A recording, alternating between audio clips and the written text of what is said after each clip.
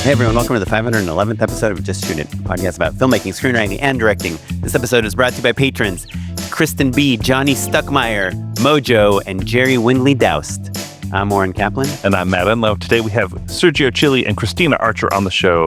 We are talking AI, artificial intelligence, my favorite Steven Spielberg film. Yes, it's really hard to talk about on a podcast because it changes like every 5 minutes. Mm-hmm. Like literally, Kristyna told me about tools I didn't know existed, which they probably weren't out to the public last week. But yeah, Sergio, just for people that don't know, Sergio and Kristyna are both commercial directors. I met Kristyna when she was at art class on the roster with me.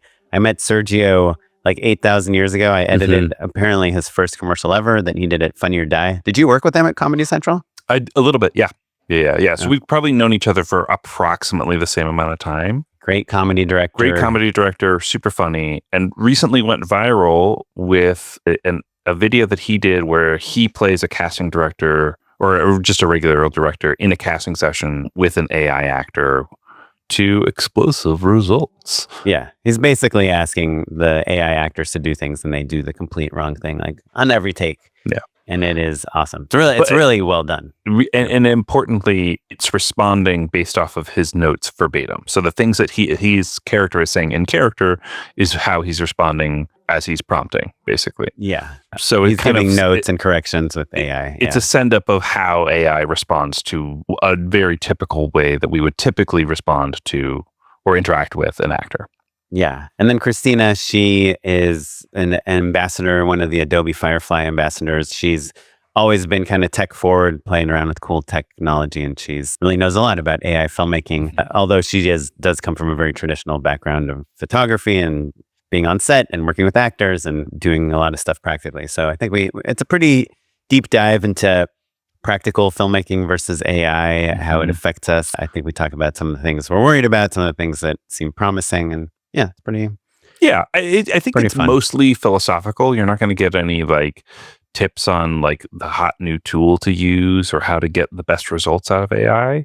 It's worth saying, and I think we reiterated at the top of the conversation, but this is also a conversation that doesn't really delve into like kind of the bigger picture questions about AI, like the ethics or the environmental consequences. That's a conversation for people who are more knowledgeable about it. And we really wanted to embrace it as filmmakers and come to it on the terms of like, what do we do? How do we deal with this? Do we embrace it? And if so, in what ways? How is it useful and exciting, maybe even? Brass tacks, how's it going to affect what we do for a living? Yeah. Do you feel more optimistic, less optimistic, or about the same? I feel more optimistic in that I think that our jobs will be safe, and a little less optimistic that they will be as fun, which is kind of the two things that we have been talking about ad nauseum and kind of like the two big questions that you posed to the group. Yeah. But it's definitely, what I like, I mean, Sergio and you, I think are kind of coming from the same page. Kristyna, who's kind of been a little bit more of like a tech leader in this space. I felt good about the things she said in terms of how ultimately it's like the teamwork, I think, is more satisfying to everyone, including the people on the AI side, than the one-man band making a commercial by themselves. Yeah, I do not believe that we will be, and I don't think this was ever really on the table, but I do not think that like someone will send us a brief and then we will work in the garage alone for a few weeks and then send them something. I don't think that will ever happen. Even though you are literally in your garage right now. Yeah. Alone. Anyhow, on that note, we'd love to remind people that if you want to save our careers, you can go to our Patreon, patreon.com/justshootitpod. Give us $1 or $2 to keep the podcast going. I told you I got recognized at the coffee shop.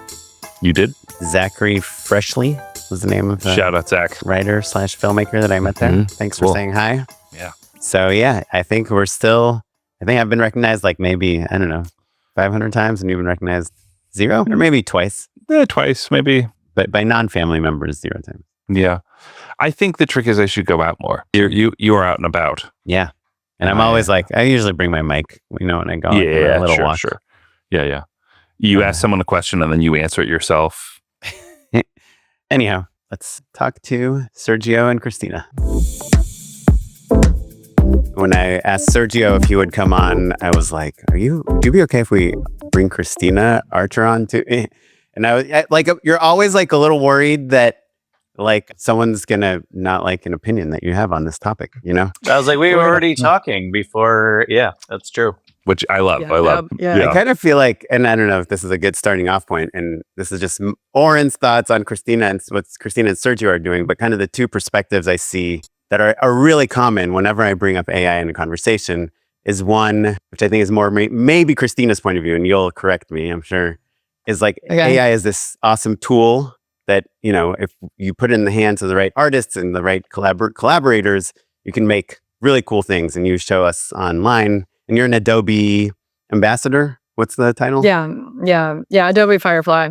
So like specifically just kind of partnering with sharing the tools, and they are one of the few that have a trained model that's trained on their own assets, you know, so that gives them a little bit more legal, a legal ground to stand on, I guess. Yeah. That you kind of come from the, like, this is this really interesting tool that can empower us.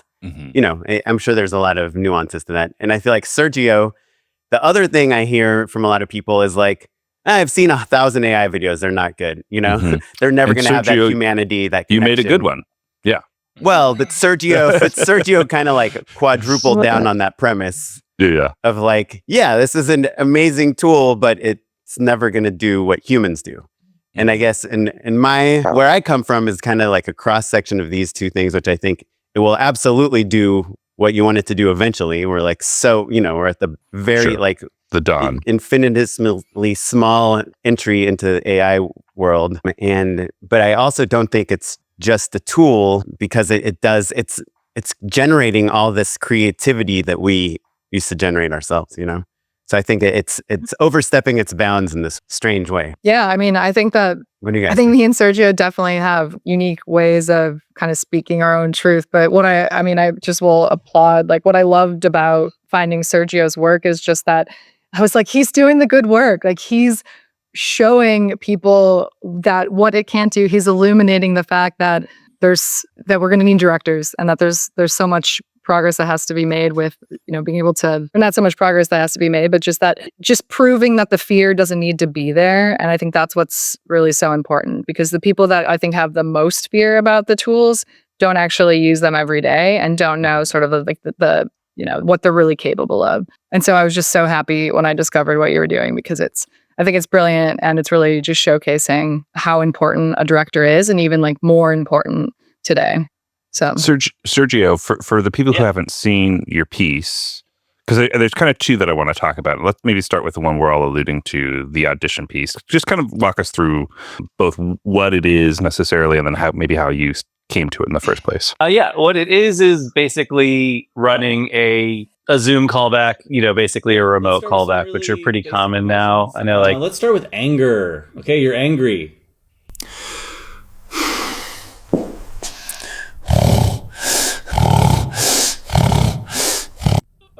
Okay, so that felt like a dog or some kind of animal. So anyway, it's something that I think if you're an actor or a producer or director, you're pretty familiar with that. Definitely was a symptom of the pandemic when we all went remote.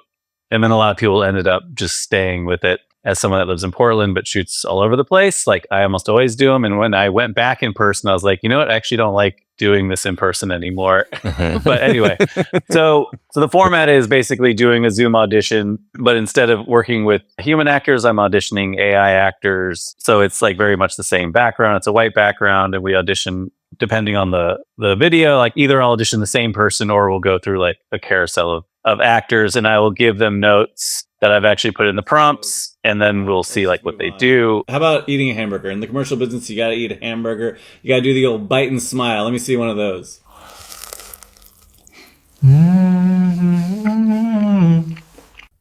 Actually, that was pretty good. I mean, it kind of felt like you were mocking me, but overall, it's pretty good. Can I ask you a question? You don't have to answer it if you don't want to, but is how much money, like in credits, are you using on each video? A lot. I've had to like figure that out.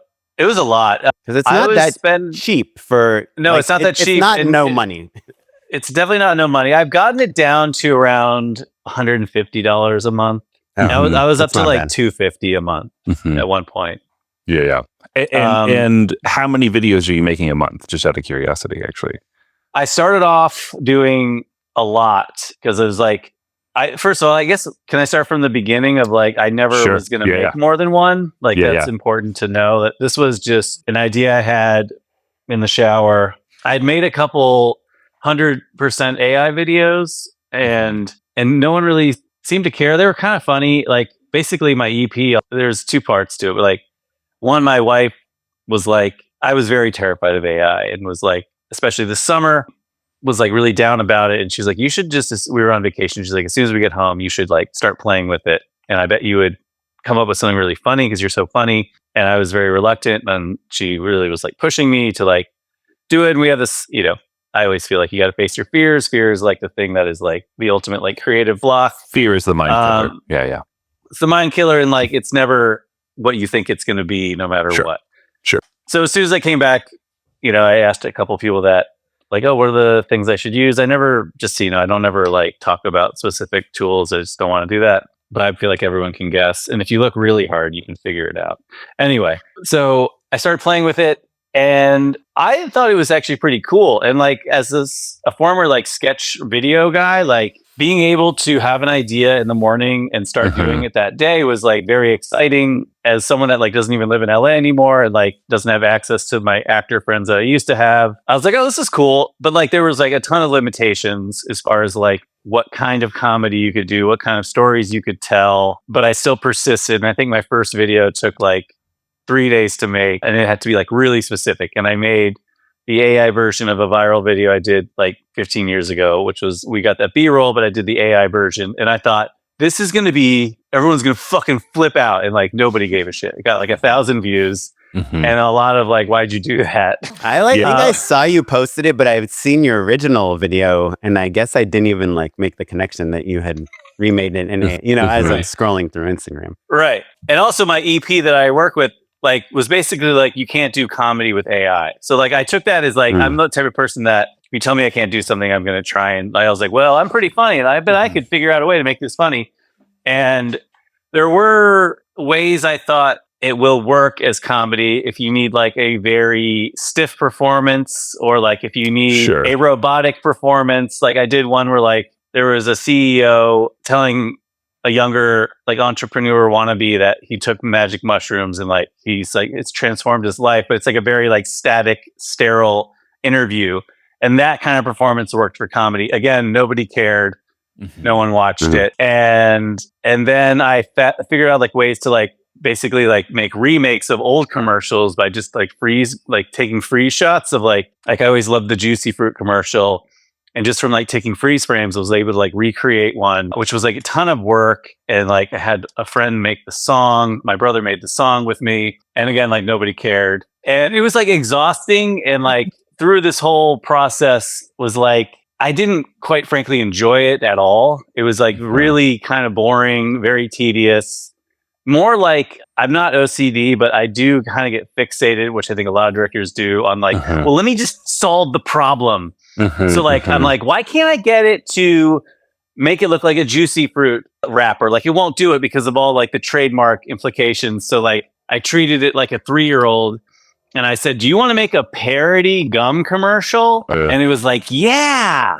And I'm like, great. And they're like, what do you have in mind? And like, I slowly like tricked it into making a trademarked logo. So like, that was like fun to me, but not nearly as fun as like making a comedy video with like a bunch of funny people on set. So I had decided like, I don't even think I want to do this AI video making anymore. And then like in the shower, I was like, well, what if I interact with it and all the things I've been frustrated with over the last 4 months of making AI videos, I just start to show what it can't do and all the things I hate about it and all the things I just am like, this is why I don't like it right now for the purposes that I need it for. And then the first one, like pulled a gun out, like unprompted. And it was just like, I was like, holy shit, this is like so much bigger than I thought it would be. Right. So just to interject, basically as you're auditioning this actor and you're giving it the prompts and the audience is aware of these prompts, the final beat, you're like, oh, just act like a normal person or whatever, something along those lines. I think, just don't be weird, I think is what I said. Right. Right. And then the AI tools interprets that as, okay, I'll have this actor literally pull a gun out. Yeah, And I think that's he kind of cocks it too, right? the punchline of the whole piece. And I think that's probably the one that piqued everyone's attention, right? Like, and Yeah, all that of a was the sudden, first one I did. Yep. right? Yeah. Yeah. So that's really fascinating to me, and I didn't realize it was so far into your quote unquote AI journey, because when I was on your website, I saw a video of a plumber like rapping about how he's gonna like take all of your money. And it was AI. It looked pretty good and it's funny, right? You're a funny guy and like the jokes are there. And it's probably not your proudest work, but what was interesting to me about it is that it felt like a video we would have made 15 years ago at Funny or Die. Yeah. Yeah. Right. Yeah. Totally. Yeah. Right. Like, just like, okay, like here's a funny premise and we know somebody who's pretty funny and my friend has a van. Let's shoot it. Right. And so I'm curious to unpack the mentality of the differences between the two. Where was that in your AI journey? Was that earlier or was that later? Oh, I forgot the plumber video. That's an important piece of the journey. That was the video I made right before I made the audition video. And the plumber one was, I just made a parody of Juicy Fruit and did Baby Foot. And then I was like, oh, that's fun. I liked it because I like old stuff in general. And I was like, I like this. So I'm going to and I was getting some plumbing work done and they were ripping me off. So it was very fresh in my mind. And I was like, oh, I'm going to look at those old Roto-Rooter commercials and try and make a Roto-Rooter commercial where they're just saying like, we're going to rip you off. And I put the line that he's singing in, not as him to be singing, but he fucking busted out this like song. Oh, interesting. And I was like, in my tentacle, I was like, ugh, that was, and I think my like 9-year-old was next to me and I was like, that's so crazy. And then I was like, oh, great. And then, so like, that's, I'm sure you could say like, oh, that's like, shows you like, if you're someone that is open and can be fluid, then you can go down this path and you end up with something you never had. I know that's a big argument that people that love AI say it is, which I guess is valid, but at the same time, like sometimes I don't want to do that. Sometimes I just want to fucking say the line without singing.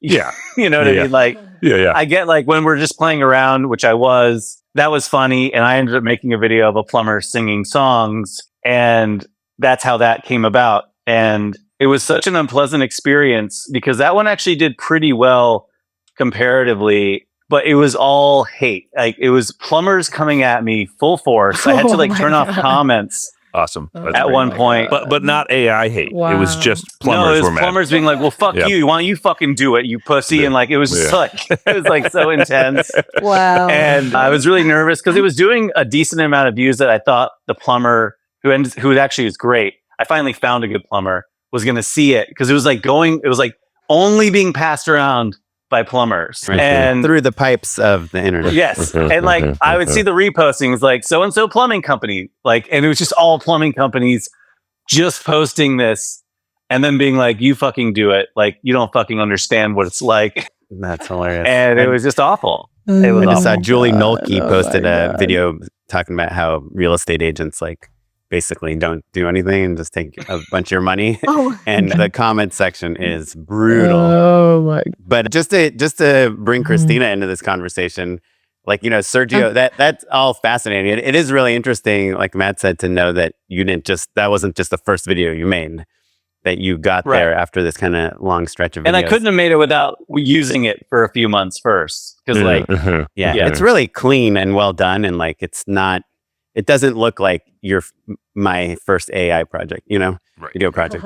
But I'm curious with Kristyna, because you've kind of been into like the tech stuff from the beginning. Like when I first met you, you were like messing around with video walls and volumes and all that stuff. And you come from like I think like a kind of a pop photography background where like you've always kind of seemed to enjoy stylized looks, like that doesn't like turn off in any way. But I'm curious like why Sergio said, he kind of was so afraid of it. And I can commiserate with that. But you like have never seemed fearful of AI at all. You've always been like, oh, what can I do with this thing? Why is that? That's really interesting. I personally think that I think I'm very much like, I don't know if like a techno optimist is like a new trending word or something, but that I'm a realist. So I know that if this is here and if these tools are here, that I'm not going to ignore them because it's just going to impede my growth into this career. So I think like I just had an early wake up call with just knowing deep down that we're like filmmaking is fundamentally going to be different, and that I wanted to figure out my path, but I also wanted to have a seat at the table to be able to try to shape these conversations, be able to have like more influence in keeping it like showing or just kind of guiding the direction of things truthfully, and like in a way that is, ethical and as much as I can from my one, desk. But no, actually it cuts back to Oren. I was thinking about, like why I sort of really dove into it. And it was because not specifically you, but I'm just going to use you as an example, is that I was always so jealous of directors that had these like insane VFX reels that like had a background in VFX that I didn't have that skill set. And I was like trying to up level my reel to kind of get into those types of projects. And, was trying to on like my short films, on like test shoots and whatever, and just trying to kind of get into that like space. And then this sort of like fell into, AI comes along, AI VFX. Now I can kind of like cosplay as a VFX artist, even though I'm so not. And it's, and I do have so much respect because I think truly like the hybrid workflow and more cross-disciplinary where you have that background, but you can also understand AI, like that's where you're going to go far. But it was just going to be a grueling process to learn VFX, as I'm sure you know. And so finally, like I could bring my worlds to the next level, basically. And a lot of it also was, so I've been on the pod before, and I think I talked about like, LED volumes and working with Unreal Engine and, working in such a stylized aesthetic for so long. I was very, you just like, you want to like reinvent yourself. And I also there was always like heavy set builds. And so for once I had one step that kind of took me in that direction of bringing like a physical world into a virtual world and kind of like blending those. And then that's what got me really excited about, sort of like world building and, Unreal Engine and kind of the LED volume virtual production. And then from there, I could now see, and that's kind of what's been happening, is just like AI in kind of replacing Unreal Engine, because it was never really made to, it's a gaming engine. It like breaks, every 2 seconds. So I was just really excited that, maybe I can actually create my own like Unreal backgrounds, the environments, but they're really AI. And now I can like control things. And yeah, so I guess that's like a high level where I'm at. Yeah, that is interesting. A lot to digest. I mean, ultimately, like the piece you made for Adobe, I don't know if you guys saw it, but she has these two skiers on a ski lift in this kind of like magical purple mountain majesty. And it's awesome. But it seems like you're kind of doing visual effects, right? You're like shooting foreground with like a blue screen or something, right? Mm-hmm. And then you're creating a background with generative AI, but then you're compositing them in like After Effects or Resolve or Nuke or whatever, some tool. So you're kind of like just generating the backgrounds, right? Like using Firefly to kind of make like the matte paintings. Yeah, well, I think that I'm just testing out like all the tools all the time, but even there's like a few different ways that I work with it, but even where you're trying to get like, maybe you didn't have time to get a different angle of a shot, and just seeing like how well can the AI actually uphold this film still. I mean, it's, obviously adapting the workflows to where we're going now. Like you can't color grade in the same way. You're not working with raw footage. So there's so many things that really break down that kind of, I'm sure a lot of artists are totally against, which I get, but it does kind of give me a relief when you have this like daunting shot list that you could like, I could pick up this like pickup shot of a hand or like whatever you need, even just wide shots of like anything that could just be like an interstitial that you can kind of blend into the footage that you're capturing. And then there's also this way of like, I'll stop there. There's like so many things. Yeah. No. Sergio, have you used AI in any paid work? No. On that. I don't think. I mean, my reps like joke or like, we're like, when I was like, you should be getting mine out. And they're like, I don't think this is going to help with your AI work. I was like, yeah, I know. I just meant like, it's good that they'll be like, this is a funny director that is making. Yeah, you're like, I could do it with people too. Yeah, they're like, why would we want the guy that can't get a good performance out of it? Yeah, that's funny. I feel like though our language needs to evolve a little bit in terms of like AI is just such a blanket term, right? And like, I think Kristyna, you were alluding to, like, there's a huge difference between like generating matte paintings that you're going to composite versus moving a camera in virtual space versus getting a virtual performance, right? And I'm curious, I've heard a lot of like clients and producers who are like, oh, well, we have to face things head on, and we have to like, be educated in all the tools. And I like that mentality very much, but sometimes it feels a little bit like clients think that it's maybe magic, and I think, you two are both prime examples of like butting up against the things that it's great at and the things that it really struggles with.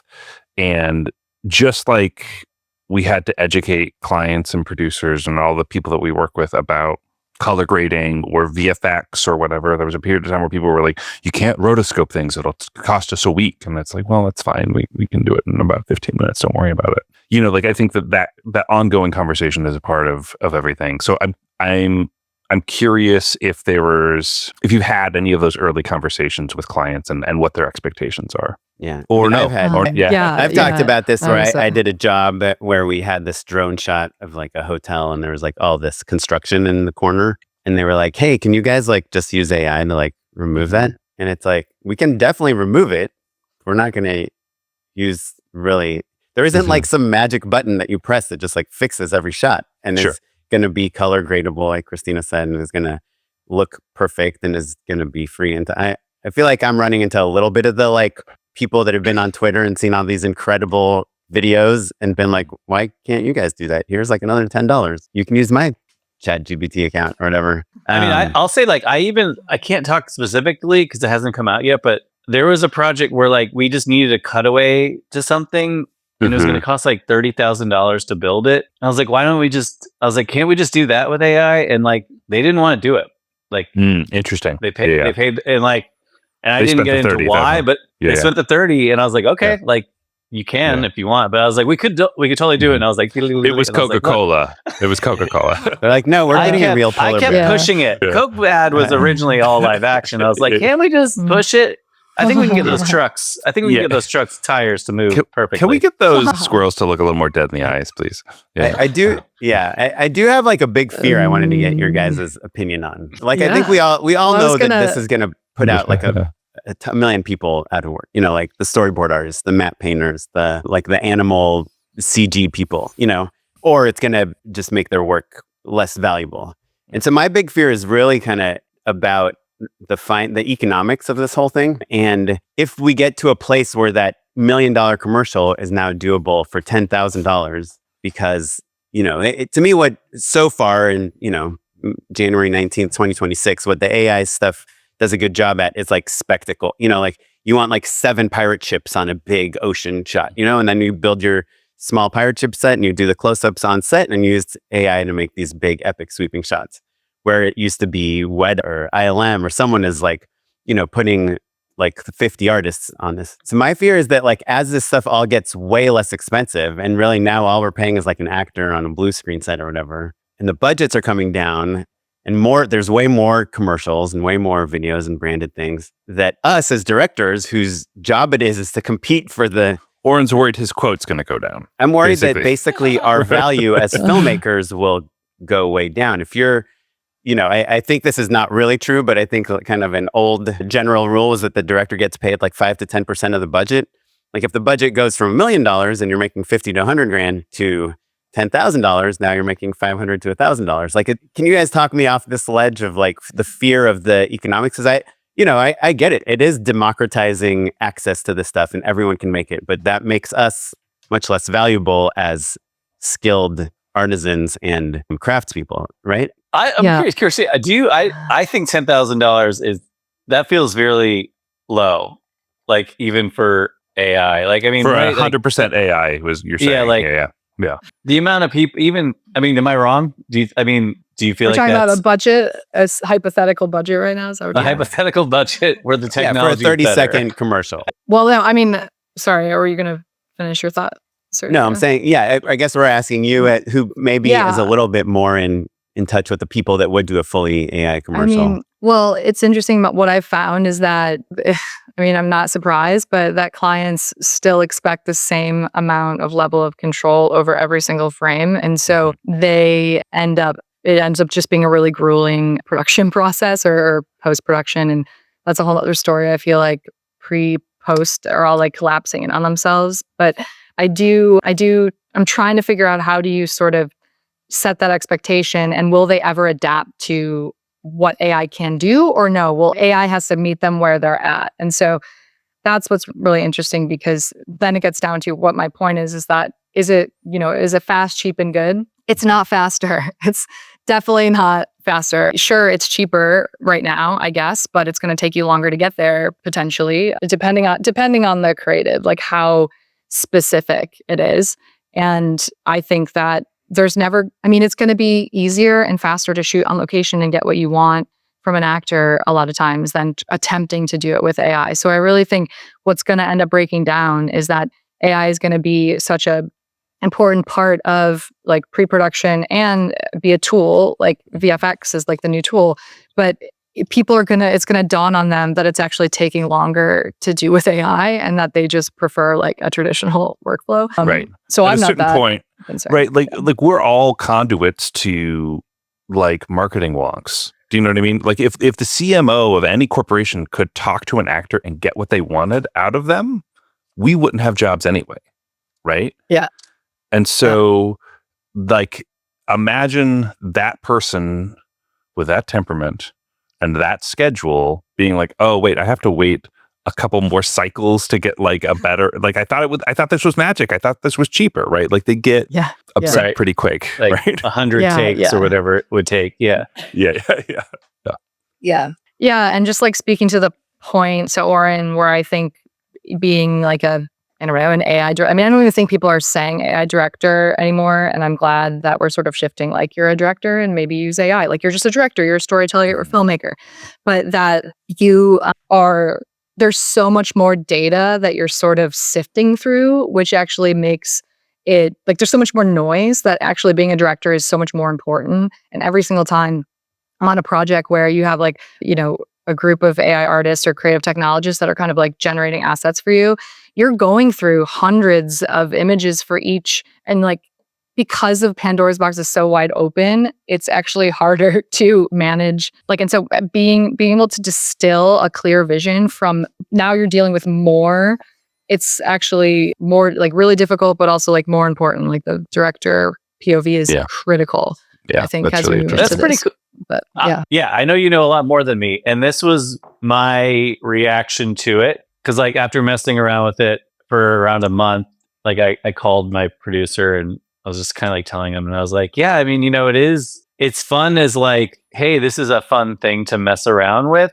But like as far as like control and like getting what you want, it's like not work. It's not there yet for me, at least, especially as like a director that is so performance based, comedy dialogue based. Like it's very much, I was like, I don't know. Like, I mean, maybe I'm sure, like, I'm not going to say never, but definitely not right now. And in general, or going into your question, like, I really try not to like think too far ahead of time, because it's like our puny little brains can't even begin to like figure out what the future is going to be. And every time so if you told me 8 months ago that I was going to become like, I was going to have all this buzz behind me because I made an AI video, I'd be like, what the fuck are you talking about? You're an like, what are you talking about? Like, this has been so weird for me and very fun. And like, I'm really grateful for it. And like, it's been great.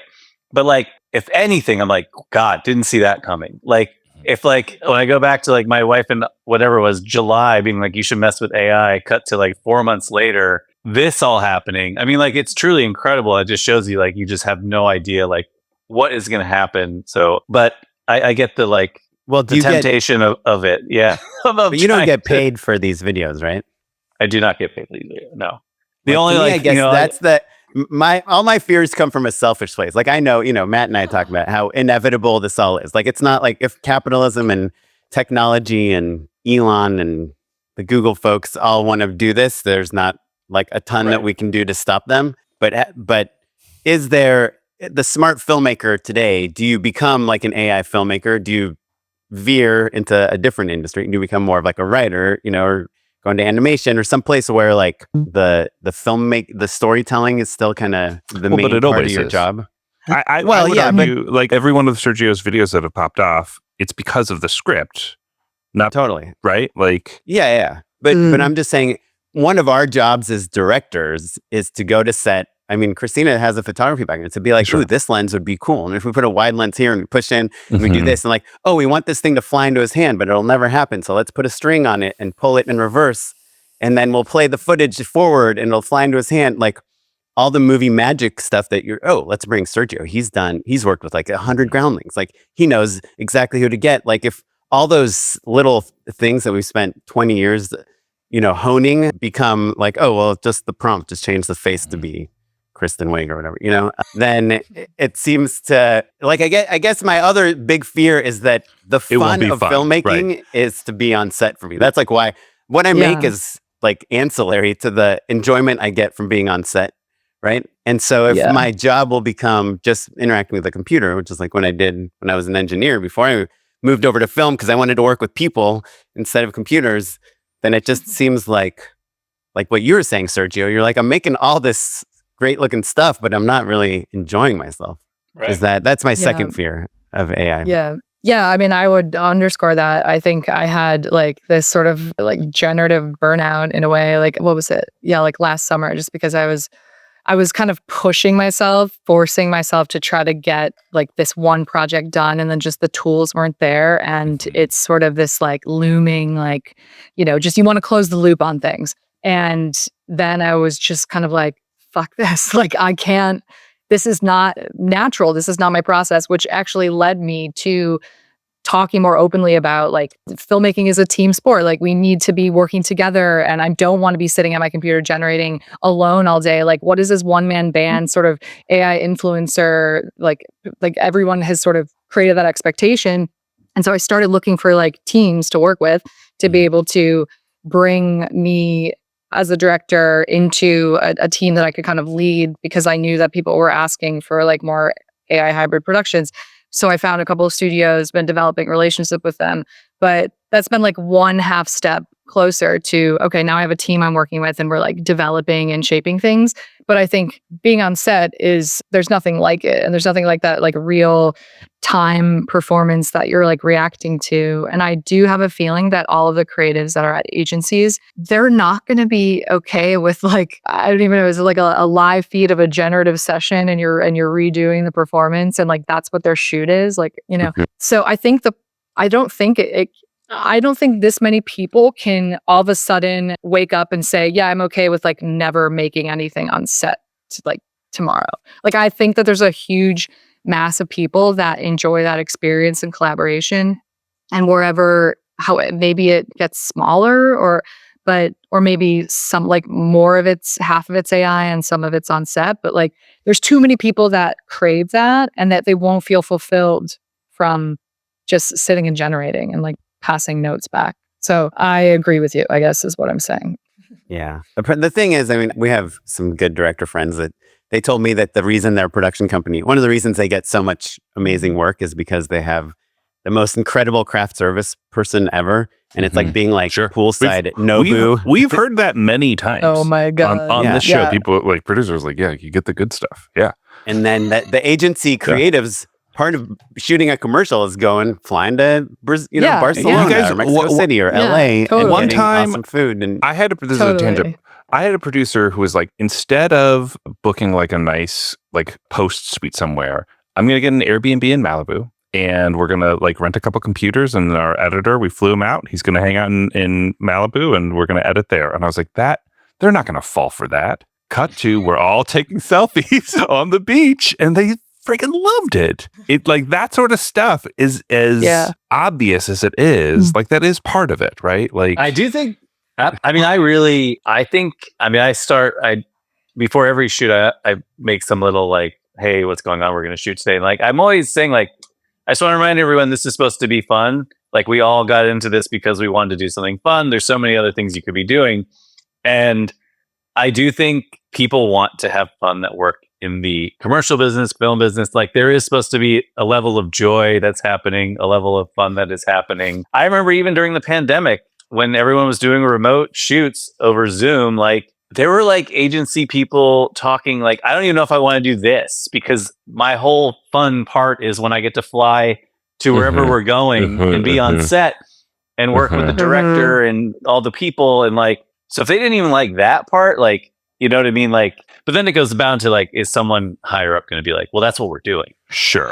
Yeah. Right, right. There Yeah. is, to put my Oren hat on for a second, there is the romance that we're all relishing in, but like a couple layers up, they don't care, right? There's the cost. Yeah, they're not control. like, we don't Yeah. care if you have fun. Right. Yeah, Well, totally. that's kind Well, of my Yeah, and we third. would about- find someone who doesn't care if they have fun either, right? Like, Yeah. Yeah. Yeah. That's my third big. I can be selfish- that guy, by the way. Mm. Like, I don't need that fun. My Yeah. third selfish realization is that. Hold on, somehow I just blanked on it as capitalism. we're talking. Well, I You know what I'm have talking about. something I Oh, wanted to it's, say. no, it's about efficiency. It's like kind of, I think capitalism is yeah. like the quest for efficient markets. You know, we can make a Yeah. better product for cheaper. That's why we're going to get, all these Yeah. glasses made in China instead of in whatever Detroit. And Mhm. so to me, like that's always been the goal is like, how can you make more stuff for cheaper to give it to more people and make consumers happier and make shareholders happier? And the AI thing is the first time in my life where I'm like, oh, damn, that's like the exact opposite of what, like the job, doing the job is actually the fulfilling part. Much more so than what we're making, and like, is the efficiency that AI offers us, is the fact that we can AI generate, 1,000 options for matte painting backgrounds more valuable than a matte painter who's traveled all over the world to study like what mountains look like, and paint it and then learned how to do it in Photoshop and how to layer it. Like that the AI is just basically it's not all about efficiency. Like how can we do more with less? But that's kind of like my big realization of this last year is that like maybe making more with less is not the goal. Maybe just making is the goal. And again, it's a very selfish thing because the people watching our commercials or the people paying for the products that finance our commercials don't get the joy that we get out of it. So why shouldn't they pay less? Yeah. I often think about the like AI native generation or just like the AI native filmmakers that never even experienced what we're talking about on set that might even be listening to this podcast. And it's so fascinating to me They're reading a because summary. what'd you say? Or They're reading, reading a summary reading of a summary. of the podcast. Yeah. And that they won't really, if they've never experienced, what it's like on set, and are they going to know that they were missing out, or is that like a goal for them? Is AI filmmaking as like a native AI, full generative AI, is that kind of their stepping stone to then start like getting on set because that's kind of like a level up or something? Or I do see like animation to me, I mean, obviously hands down is like completely transformed, and I can see that just from like more of a workflow point of view. But like anything live action, I just wonder, will those filmmakers, will they want that, or will they like, it's just a different perspective because there could be like AI native filmmakers that are listening that have never been on set and maybe they think it's like out of reach for them, or And they don't need filmmakers to go to film school. I know filmmakers who don't love set. You know what I mean? Like, I think there's plenty of people I know who like to write and who like post, and like the shooting part is kind of the worst That's part true. for them. I mean, Sergio's sets, everyone's having fun.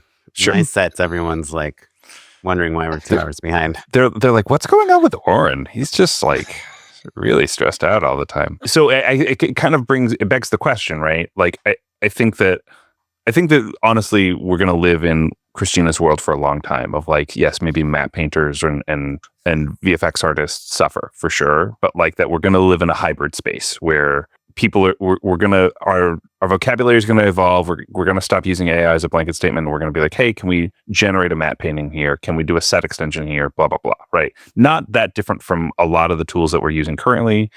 Instead of some stock footage here and there, maybe we're generating some of that stuff. I think that's probably my hunch for where we're going to live. But the question is, eventually the tools are going to get good enough that you could do it all in a generative virtual space. Do you still want to pretend you're making the same money, Oren, but you're just stuck behind a computer? You don't get to talk to a person again, right? Yeah. I mean, I don't think I'm making the same money. I don't know. It's so funny because our jobs, I think as commercial filmmakers, and Kristyna, I feel like your spectrum is a little broader recently. And Sergio, I haven't kept up. I know you direct a lot of commercials and obviously make a lot of your own kind of comedy stuff.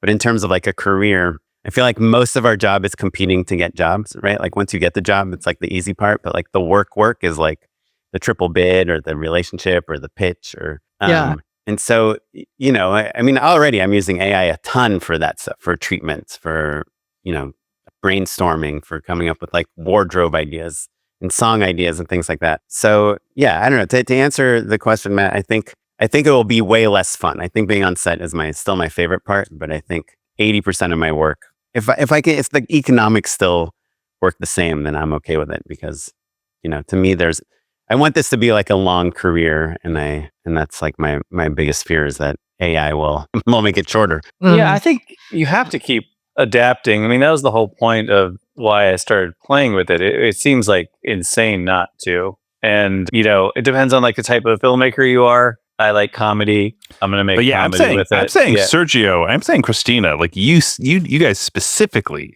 say it all goes away. What do you do? Right. Or it all goes virtual. No, never being on set, you mean? Yeah, never being on set. Oh, yeah. Would I still do it? Yeah. Yeah. I love it enough. And like, I think if the technology got so good that I could make great dialogue, comedy, human feels weird to say it, human stories, I think I could still find joy in that. And especially like if audiences connected with it. I mean, I live a pretty isolated life already. Like I moved away from LA, like I have my wife and kids. Like you live in the forest. Yeah. We do live in the forest. Your kids have to make an appointment. So like, and even like these Instagram videos that a lot of people are seeing, like it's still very, I was recognized at the supermarket on Saturday, which was pretty cool. Like, yeah, it's amazing. The cheesemonger was like, "Can I ask you a question?" And that was really fun, and that was like very sweet, and she like loved them, and that was. You're like, no, it's a normal amount of cheese. But in, like, I hope she's saying that was, and I was like, I have a question for you. This cheese that's on sale, is it really not good anymore? It's not. So like, if people are enjoying things, I think I would still like making them. I like, not to sound corny, but like I really do. Like I love making people laugh, spreading joy, whatever you want to call it. So like, if it was still being effective, but I do think I think the bigger question is like, are people going to accept it? And like, do people actually even want that as their entertainment? Or like I don't know that people are going to want that, which means like, are they going to reject it? Sure. And I think commercials are a little different. I think like we're very close to, you know, like an example, like I did a video of like the busy mom on the go, where like, she's just like, I'm a busy mom on the go and do. And it's like, it's not that far off from just a shitty CVS commercial where like, they got their info out. She said it really fast. Like we are like not far at all. Like I'm saying like next year you could do it. And like people are already making bad AI commercials right now. Like someone told me, and they're making bad non-AI commercials too, which I think is right. Sure. Exactly. Which those bad non-AI commercials that people already don't like and don't want to watch are not going to be any worse than the fully AI. So the question is, are they going to be as effective?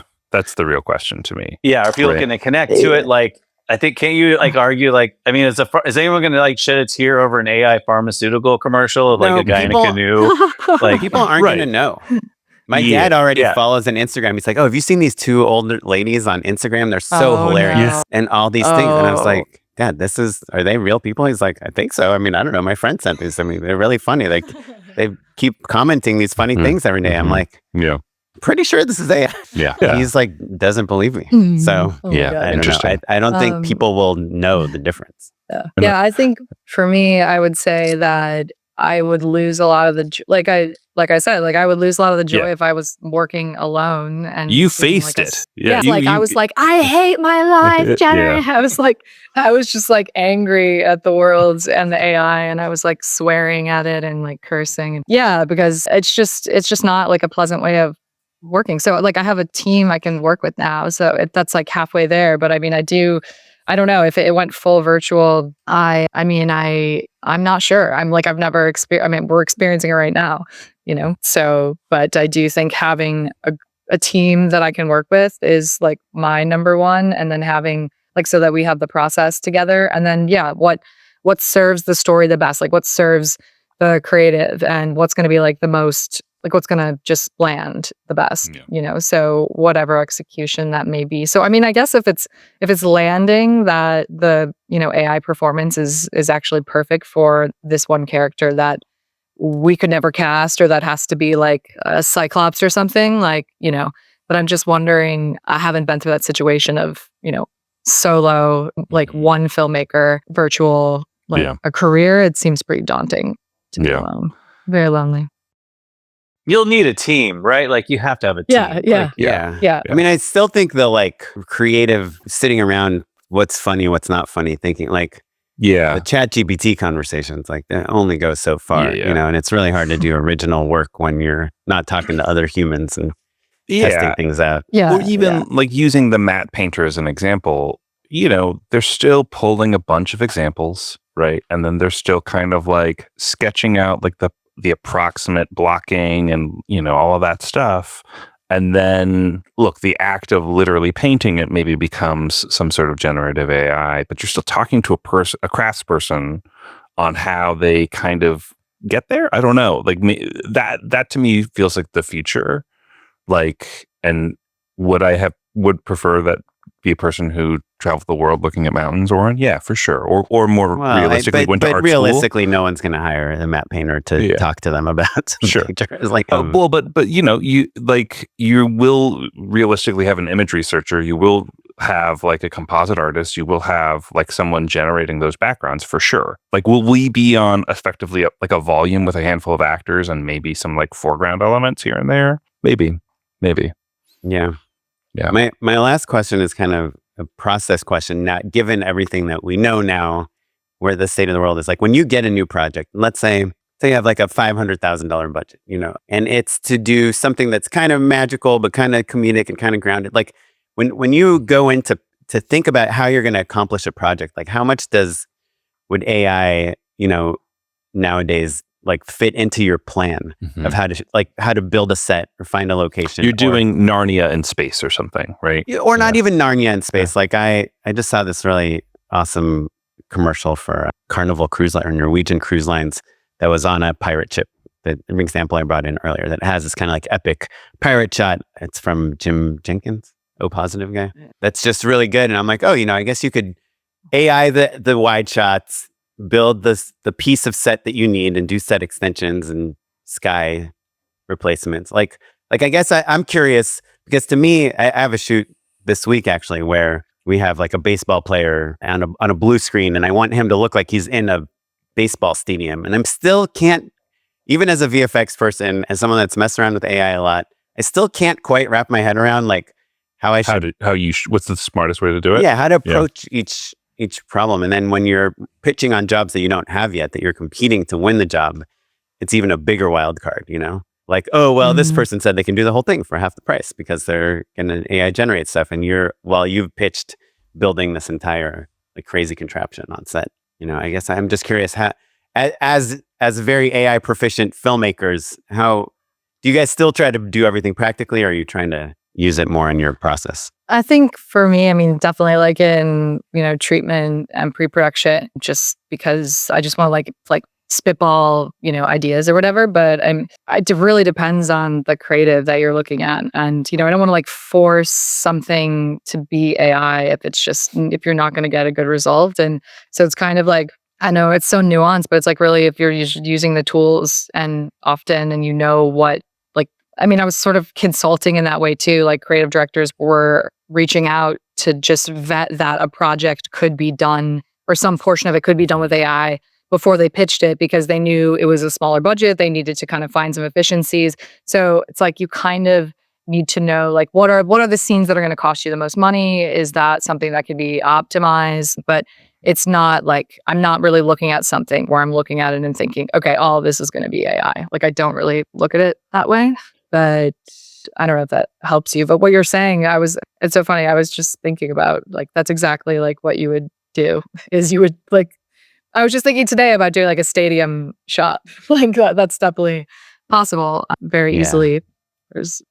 I might hit you up after this because I've tried Klingo 1, Runway. I've tried them all. And I feel like nothing is quite giving me something that I would be proud to be the opening shot of my commercial on a TV broadcast, Yeah. Even though I see TV broadcast. insanely epic stuff online every single day, I know that's the misconception. And also like, it's on like a small, like you're saying this is like broadcast, which is going to be interesting. Okay. Yeah. Well, hit me up. What about you, Sergio? Are you gonna? all the non-funny parts, all the straight men are going to be AI generated. No, I don't think. I mean, it definitely. I mean, I think this is obvious, but for actors, definitely not ever interested in doing that.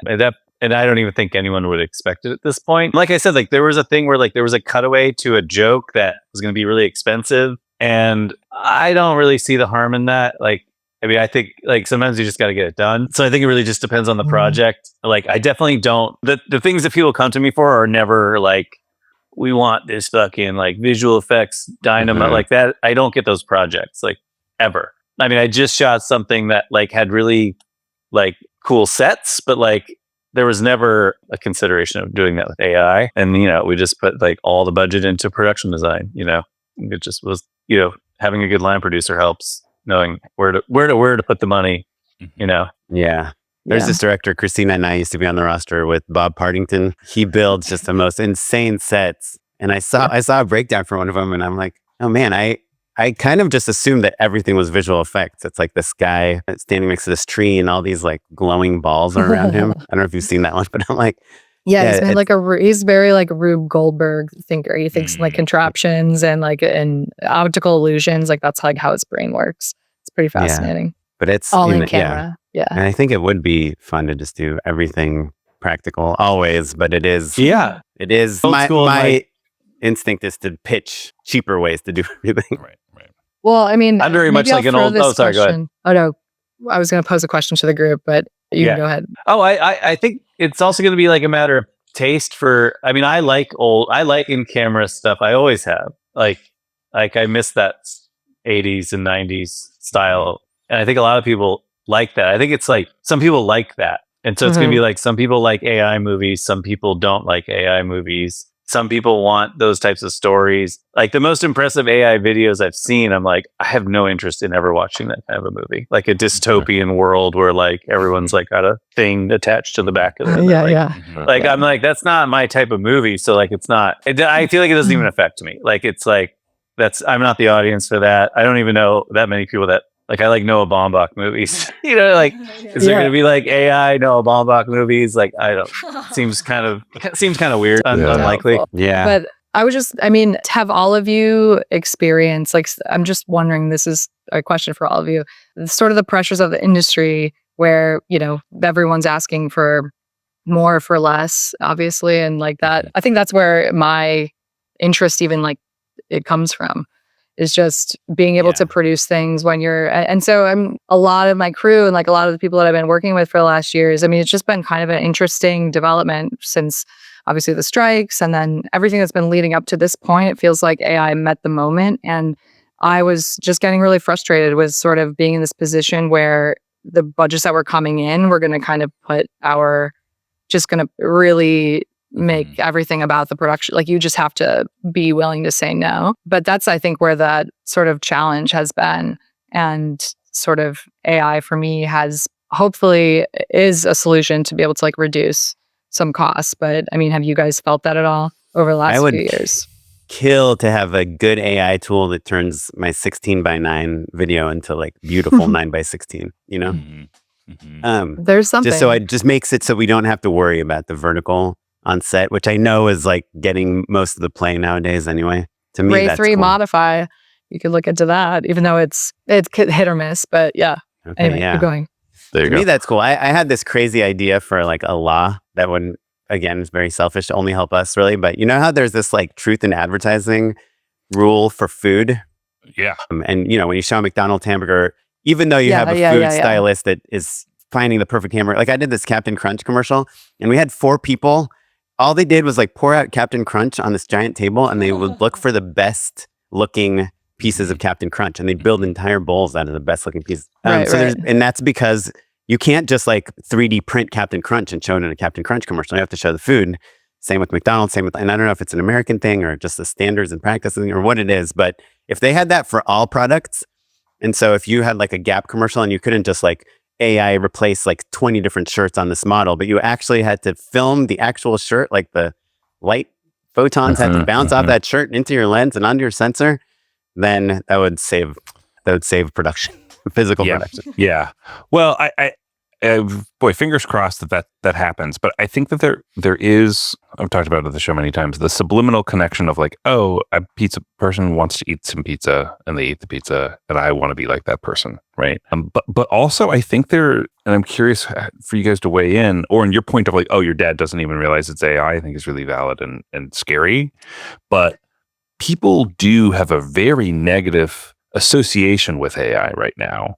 And it's gonna get worse as more people lose their jobs, right? Like people hate AI right now. Wait till you can't pay your mortgage because you were replaced by AI. But do any of your parents hate AI? I think the only people that hate AI are people in this film industry. No, I think a lot of people hate AI. I think a lot. I mean, like I'll just speak to like a lot of the people that watch like the videos are only popular because people like seeing it fail. Like that's like the whole bit. I mean, like is that right? Someone wrote me and they're like, it's so satisfying. Someone said it's like watching someone punch a dictator in the mouth, which I thought was like such a great. Wow. Yeah. And so I think, and these aren't like, yes, there's definitely a following of actors specifically because it's auditions, but like there's definitely lots of people that are not in the industry that I do think do not like it, or it's being forced in their business a lot. Like whether it's like the accountant or whatever. Or even like I've heard doctors like they have to like fucking use it when they bring it in and then it summarizes their shit. How many people have been like representative on a phone tree, right? That rage of like I just want to talk to a person because I need customer service. Yeah, I will say that AI that rage across everything in our lives, right? Yeah, but no one wants to talk to a robot. Actually, like I think it's still frustrating, and we all have been like, please let me just talk to somebody, right? Yeah. Have you guys seen Sergio's videos where he brings like a professional actor, like he had Mia Jovovich, like do a scene and then he has her go up against the AI actor? No, I saw that. That was amazing. They're really good. I mean, it's kind of like next phase as you dive into the Sergio verse, but it's pretty. I love that. I mean, as much as it's fun to make fun of like AI generated videos, like seeing like what a human can do versus the AI is interesting here. I don't know if this will make it in the podcast, but I'm curious. So I like them too. And the thing I actually didn't air one. I did a one with Al Magical. Air one. Oh, okay. In LA, yeah. The hardest part about doing those with the actors is like, basically if they're over 3 minutes, like Instagram is going to crush it and like it will not go out. Like I still rely on like any video that is doing well, it's always going to be like 80% non-followers. Like it gets pushed out based on like my followers like it and then it like goes out into the whatever. And like it's very hard to like do them under 3 minutes and get something that is good. And that's been the hardest part of. I have like a lot of people, like I was like all in on it. And like I have a list of people that have already said, yes, I will do them. And like some of them are like exciting people to get, but I'm struggling with how to get it short. Because like the example was like, I did one with Al Magical. I showed it to him. I was like, I think it's pretty good. I showed it to a couple of friends. They're like, it's not the best. And I have there's like a lot of pressure now because like the people love them and like I want people to continue to like them. And eventually Al and I were like, let's just not do it. And that one ended up being the Christmas one with the chicken tickle thing. If you saw that one, remember chicken leg, which like was really funny when I got to show all the clips of the AI, but like when it was just like a shortened version of it, like you couldn't expand it. And I think the Mila one worked so well because it was drama. So now I'm thinking like, I think those work better with drama than comedy because the comedy comes from like how bad AI's performance are. When you're doing like comedy on comedy, it kind of gets watered down. Yeah, that is tricky. And it is hard to compare. Like say, hey, like acting is so subjective as it is. Like already when we're watching like foreign films, I'm like, I don't know if this actor is any good or not, you know? Right. It's all, it looks great. Yeah. What did I just watch the movie Secret Agent? Have you guys seen that movie? It's like, I think it's Brazil's entry for the Oscars and it's in all these accolades. I think the main actor won Best Actor at the Golden Globes. Oh, wow. But they had this one scene where he meets like an American woman and a British man. And the American woman's like, hello, I am from New York. Like she's not, clearly not from New York, clearly not American. Same with the British. I'm like, oh, this whole time I've been thinking these performances are so amazing. But the second someone speaks English, they're like the worst actor. So it is, I think, it's so hard to judge acting. And yeah, I think if you're saying like, hey, here's an AI actor being funny because they're bad, and here's a human actor being good because they're funny because in like yeah. 15 seconds. It's Yeah. kind of hard for the brain to process that as much as like, seeing Mia Jovovich. I mean, even her, like, that was like kind of a big swing for her to take, because like you could easily imagine people saying like, I don't think she's any better than the AI or whatever. But and that's the risk they're taking, she's- right? Yeah. Yeah, because she has to be like, it's better than the AI, for it But to she be like undeniable. brought it so hard. Which she did. She was, yeah. It was like, that was amazing, because it was like, I mean, she really like destroyed it. Yeah. Anyhow. I think you're right no. about the tonal thing too, just because like the contrast of the drama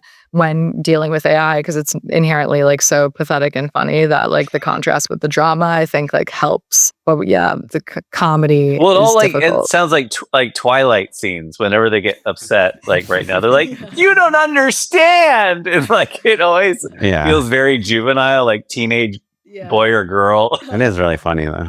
Yeah, it's so good. Well, this is awesome. Well, thanks guys for coming and talking to us about AI. I mean, I feel like, again, we're just at the beginning of this. We haven't really, I think most of Matt and my AI conversations have been me complaining about it and Matt saying like, don't worry about it. I never think really we're gonna said be that on okay. that. Yeah. I also say like I think we just have to like believe in ourselves and like try our best and like do our thing and be open and fluid. And I am hopeful for it. I mean, like I'm not like saying it's not going to be a huge part of our existence, but I think we just have to keep going. There's always been obstacles, Yeah. Yeah. Cool. Yeah. Well, are you guys, I guess, real quick, if people want to follow you guys on the socials and stuff, where should they go? Yes. You can follow me on Instagram. It's at Archer Studio with like 6 O's. It's like somebody's like shouting in a tunnel. Studio. About the 6 O's? It is. It's 6 O's now. Archer Studio. 1, 2, 3, 4, 5, 6. Exactly. Yeah. Oh, come on. That's too many for a guy whose name starts with Don't even get say me that. into it. Yeah. Yeah, Sergio. Sergio. Yeah. I'm on Instagram at Sergio Cilli, last name Cilli. So at Sergio Cilli. I'm on TikTok too, but I mostly just fucking cut and paste whatever I do on Instagram there. I don't engage much in there. I see you have a mushroom at the end of your username here. Do people have to type that in when they search for you? No, they don't. I just love foraging Okay. and mushrooms. Oh, yeah. Oh yeah. In your bio, it says we're supposed to bring up foraging. Oh, Is God, that a that's bit whole or- other or- hour though? No, I You love do it, love- Cool. Yeah. Awesome. Yeah. Do you my find God. truffles? Do you have like a pig? I don't have trouble pig, but I do. We're in the Pacific Northwest. There's like a lot of chanterelles and porcinis and morels, and it's something I've gotten really into over the last 5 years. So And I yes. make videos of that Amazing. too, which will Do you be really? forced upon people. Yeah, I'll be Yeah. forcing those upon people come You'd be like, spring. check I it knew out. you were a fun guy. Yeah, I do have a real question though. So Sergio, you say like, oh, bring the, at the bottom of your bio, you're like, ask me about foraging. Do executives do it? And have you ever accidentally embarrassed yourself by getting too excited for it? Do you know what I I don't mean? ever think people realize like I could talk about it for like a couple hours. So no, yeah, people have totally asked about it. Most people really like it, and I like have tons of pictures on my phone, and I'll show people pictures. I do think people like in general. I think everyone's curious about mushrooms in one way or another. Yeah. Are you Right. into the coffee? Right. Inherent curiosity. Yeah, Rise and all that I stuff? use here's my unendorsed. Well, actually, before you give it, let's hop into unpaid endorsements. Unpaid endorsements. All right, so my unpaid endorsement is an Instagram account called Mold Quest VHS, MoldQuest VHS, and it is just like the algorithm figuring out all of the things I love on the internet into one thing. It is vintage. It's a guy restoring vintage VHS tapes. So it's got that like satisfying, like he cleans everything up with like a Q-tip and like special alcohol.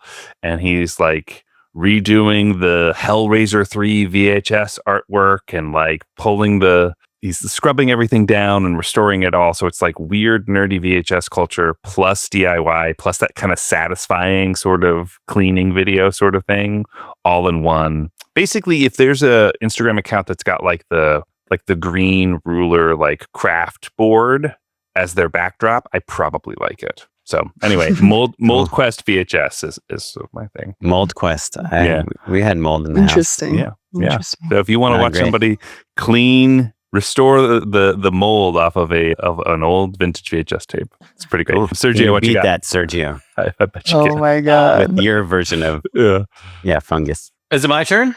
Yeah. Yeah. Yep. Oh, Take it okay. away. So I actually got this yesterday, and it's called Extraordinary Things to Cut Out in Collage, and it's like a book this big, and it is so cool.